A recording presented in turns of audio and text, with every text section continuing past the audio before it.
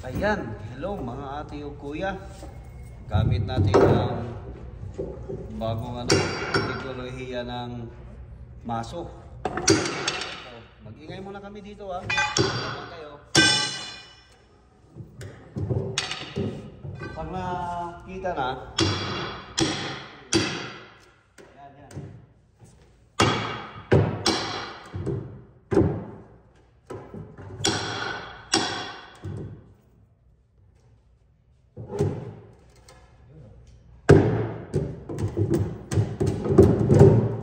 yan.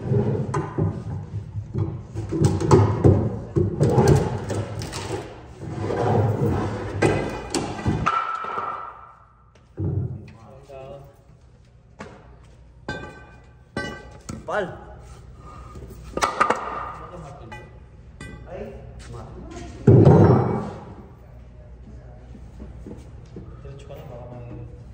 Ay, ay, ako na. Demi, hindi dito.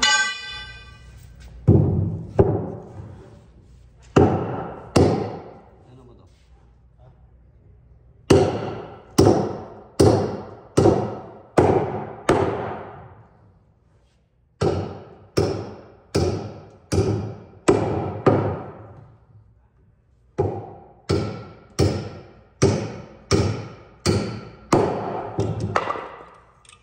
Ito sa Buhay Canada, wala kang pinipiling trabaho dito eh.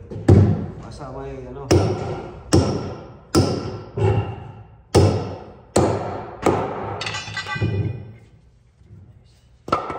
Yan.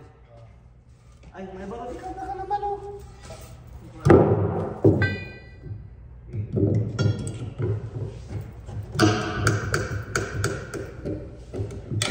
Gamit natin ngayon, Philippine style.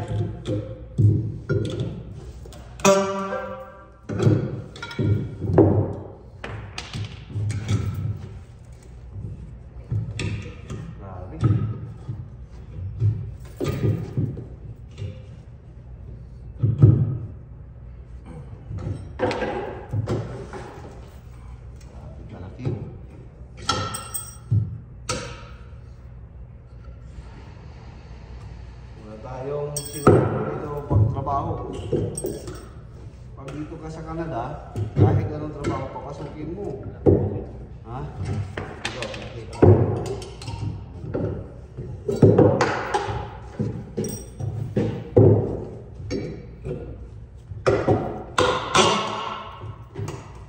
Dito kasi sa Canada, may alam ka, may pera ka. Diba?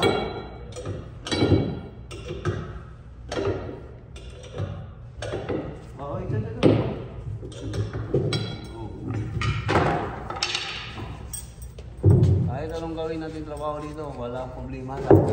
Kaya, sana yan? Yung iba, maraming nagsusurinder na umuwi ng Pilipinas dahil sa Pilipinas, professional sila, sasabihin nila, doktor, teacher, dito sa Canada, walang pakialam kung ano mo doon sa Pilipinas, kahit mayor ka man. Pag pumunta ka dito, talagang sakripisyo lahat gagawin mo kung gusto mong mabuhay at kumita. Kasi masarap dito sa Canada kasi kahit anong gusto mo, makukuha mo. Kaya ang advice ko, huwag kayong mamili ng trabaho dito sa Canada kahit anong posisyon mo sa Pilipinas. May kakilala nga kaming nurse sa Pilipinas. Dito, naging janitor. Yan. Basta walang pili. Pero pag mapili ka dito sa Canada, uwi ka na sa Pilipinas. Diba? Yan lang kayo.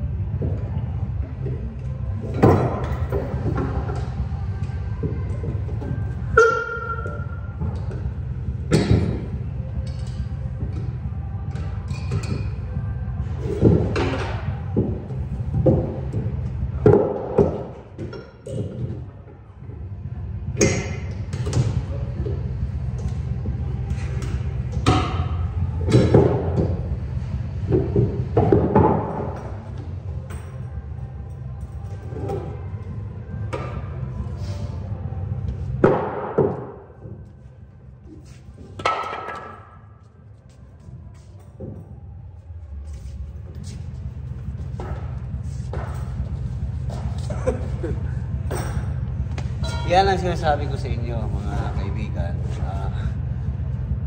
Kahit doktor ka sa Pilipinas, kailangan pagdating mo dito sa Canada, i-accept mo na talagang ganitong buhay Canada. Kahit anong trabaho, yan talaga. Wala tayong magawa.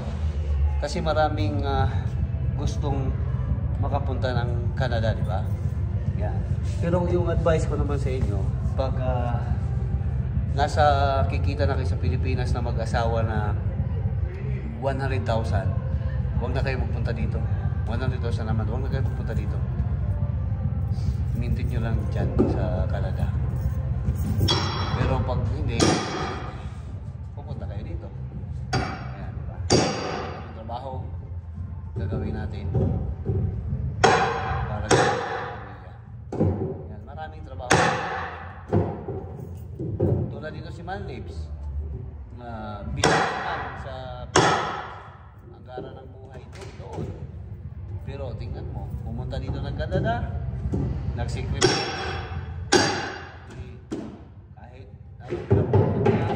pwede dalawang bahay dito sa Canada, dalawang bahay din sa Pilipinas.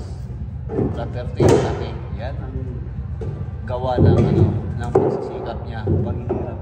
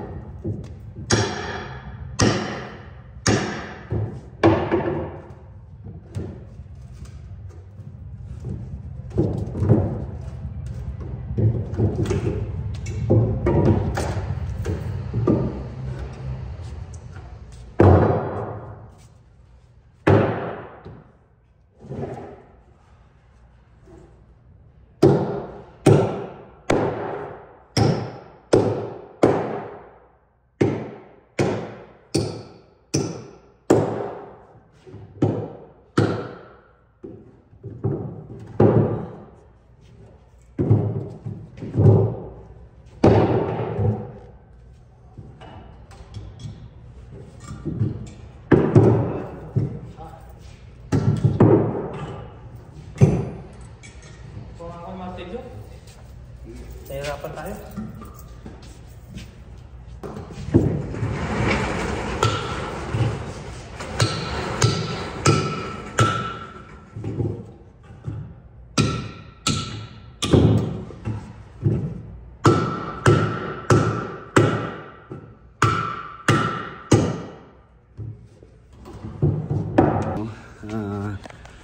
kung ibalik ko kung may sahod kayo na 60 to 100,000 sa Pilipinas, parang okay na yan. Solve na yan sa pamilya nyo. Kaso lang, kailangan mag-ipon pa rin para sa health. Kasi hindi libre yung ano natin yung health system sa Pilipinas. Pero dito sa Canada, talagang libre lahat. Ang pag magkasakit ka, tawagan ka pa ng doktor, talagang naranasan namin yan. Yun lang dito. Ang sarap ng buhay dito sa Canada. Pero kailangan talaga mag-sacrifice kayo. Magtrabaho na walang pili sa trabaho. Yun ang advice ko. Kailangan walang pili kayo. Yung kasama ko dito, may police, may dating sundalo, may politiko, may mayor, at saka may businessman sa Pilipinas. Kaso nandito na sila sa Canada, hindi naman sila nagsisi na ayaw nila dito. Hindi sila nagsisi kasi lahat ng nakukuha nila. Gusto sila ng sasakyan na bago, gusto sila ng sasakyan na bahay, nandito. Cellphone, kahit anong cellphone, pwede mong kunin. Kasi basta may trabaho ka lang dito, yan. Dapat, kung may plano kayo na magpunta dito, pag-isipan nyo ng 10 times. I-balansin nyo kung saan kayo mapunta na province. Tapos, study nyo sa internet kung ilang buwan ng snow, kailan dumating yung snow, ilang population, ayan. Tapos i-balance nyo din yung magkano income nyo, at saka i-balance nyo din kung i-balance nyo din kung tawag nito. Ayan, yung sinasabi ko kanina na dapat pag-isipan nyo ng 10 times bago kayo pumunta dito sa Canada. Hindi lang yung kapitbahay nyo nakapunta ng Canada kaya plano nyo din pumunta dito. Dapat hindi. Dapat may possibility studies nyo. Kung maganda na yung buhay nyo sa Canada, sa Pilipinas, o di wag ka na magpunta dito. Pero talagang magandang buhay sa Canada. Siguro may nag-visit sa atin na bakit maraming umuwi? Bakit maraming nagbablog na mag-for good na sa Pilipinas at saka umuwi kasi dito sa Canada, ganyan-ganyan. Kasi hindi natin alam ang status nila dito sa Canada. Hindi natin alam kung mapili ba sila sa trabaho. Yan. Depende kasi sa tao yan. Tulad namin ni Man Libs, hindi kami kahit anong gagawin dito, tinitira namin. Wala kaming pinipiling trabaho.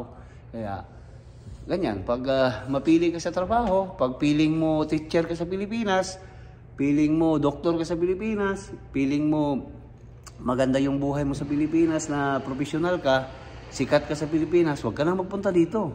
Kasi talagang babalik ka sa number 1 sa simula. Kaya yan, sana huwag kayong maggalit sa akin basta nagsabi lang ako ng totoo. Kasi ito si Man Libs, malaking business to sa Pilipinas, may tayog, pero pinili niya dito kasi nagustuhan niya. Yun lang. Dapat i-check nyo yung yung heartbeat nyo, di ba? Kung gustong-gusto nyo dito. Hindi lang na nakapunta si yung kapitbahay na siya magpunta tayo. Hindi ganon. Hindi ganon. Di ba, Man Libs? Oo. Ano pang ma-advise mo? Kailangan mo matunayan natin kung ano yung buhay na kaya natin mo rito sa Canada. Kasi hindi lahat. Kailan ka dumating dito, Man Libs? 2006. 2006. Matagal ka pala dito, no? Yan sabi ko sa inyo, yung mga nagbablog yan na umuwi ng Pilipinas para doon na mag-stay, choice nila yun. Choice nila. Tapos yung mga nagbablog na nahihirapan, advice ko sa inyo, kung may chance na hindi kayo mag-student dito sa Canada, maghanap kayo ng work permit talaga, yung LAMIA. Mas maganda kasi pag student, siyempre mahihirapan ka kasi alaki ng tuition din. Yan. Maghanap kayo na LAMIA, mas maganda. Marami diyan, maraming nag-hire ngayon eh. Di ba, Man Libs? Kaya Ayan, di ba? Noon nga, pagdating ko dito, kahit anong trabaho, pinapasok ko kasi siyempre, na-experience ko nga man live, yung mamulot ako ng ano, ng mga Buti. ng bote. Kasi malaking pira pala yun. Yung mga bote, yung mga recycling ba? Yeah. No? Ang laki pala ng pera, na-try ko yan, na-vlog ko yan dati. No? Kaya, walang pinipili dito. Pero kung ulitin ko, kung feeling mo na nag-downgrade yung trabaho mo dito sa Canada, tulad na ng maglinis ka, kasi pag feeling mo na hindi mo matanggap na pagdating mo dito sa Canada, naglilinis ka, nag-janitress ka, janitor ka, tapos sa Pilipinas, oh my God, ako, teacher ako, oh my God, police ako sa Pilipinas, oh my God, businessman ako. O, wag ka na magpunta dito, diyan ka na sa Pilipinas, di ba? Yan, real talk lang tayo regarding sa Canada kasi marami tayong nakikita mga nagbablog ngayon na umuwi sa Pilipinas, nilagay pa nila na mag-for good na doon. Actually, yung pag-for good nila, kasi sila halimbawa, permanent resident sila dito or pag permanent resident ba man live, 6 months lang ano, sa Pilipinas, balik agad. Yeah. Pero pag dual, 6 months din? Hindi, kahit gaano katagal. Kahit gaano katagal. Oh. Pero pag sila, permanent residents or tawag nito, citizens, pag sasabihin nila, umuwi ako ng Pilipinas, doon na ako magtrabaho. Pero, pag gigipit yan sa Pilipinas, bawa, walang trabaho, walang income, naubos yung savings, talagang 100% babalik yan dito sa Canada. Kasi bakit? May ano pa sila dito, citizens pa sila, at saka permanent residents pa sila dito sa Canada. Kaya maraming talaga na ganun. Pero choice nila, wala tayong magawa. Kaya dito sa Canada, para sa akin, happy ako 100% regarding sa una, yung health system dito, napakaganda. Imagine mo, yung doktor pa palaging tawag ng tawag sa'yo. Tulad ngayon, may medisina kung yung doktor ang request sa pharmacy. Ngayon, ang pharmacy tumatawag sa akin na, puntahan mo na dito yung vitamins mo. Isipin mo yan. Tapos wala kang bayad. Oh my God, kaya napakaganda. Lahat ng gusto mo, makukuha mo dito. Gusto mo ng iPhone? Talagang sobra. Bahay, makakuha ka pag ayusin mo yung mo. Walang kuskus balungos pag hindi tulad sa atin na siyempre iba-iba yung natin North America to kaya ganun. Ayan. Habang nagpopopok si Malibs yan. Ayan lang, yung ating pinag-usapan ngayon. Maraming salamat sa inyong panonood. Sana wag kayong na sabihin na hindi ako magpunta sa Canada. Advice ko sa inyo, pag hindi kayo mapiling sa parang ma-downgrade kayo pag ang trabaho dito, punta kayo dito sa Canada. Napakaganda. Una, mapakagandang tanawin, napakagandang mga community, Filipino community. Ayan. Nag-unite, di ba, Malibs? Ayan, nagtutulungan dito. Ayan. Kaya punta na kayo dito, mga ate o kuya. Ayan. Pero ayusin nyo, pag magpunta kayo dito, hanap kayo ng legal na mag-process. Hindi yung baka may scam kayo, sayang naman yung pera. Pwede man kayo tawag nun man DIY? Oh, DIY. DIY. Oh, do it yourself. Pwede yan. Sigurado, 100%. Okay? Yun lang. Sana mag-comment naman kayo dito kung anong gusto nyo o anong dapat natin i-topic sa susunod na pag-usapan natin. Ayun, maraming salamat mga ate kuya. Maraming salamat sa inyong panonood. Gusto ko, happy kayo. Bye-bye.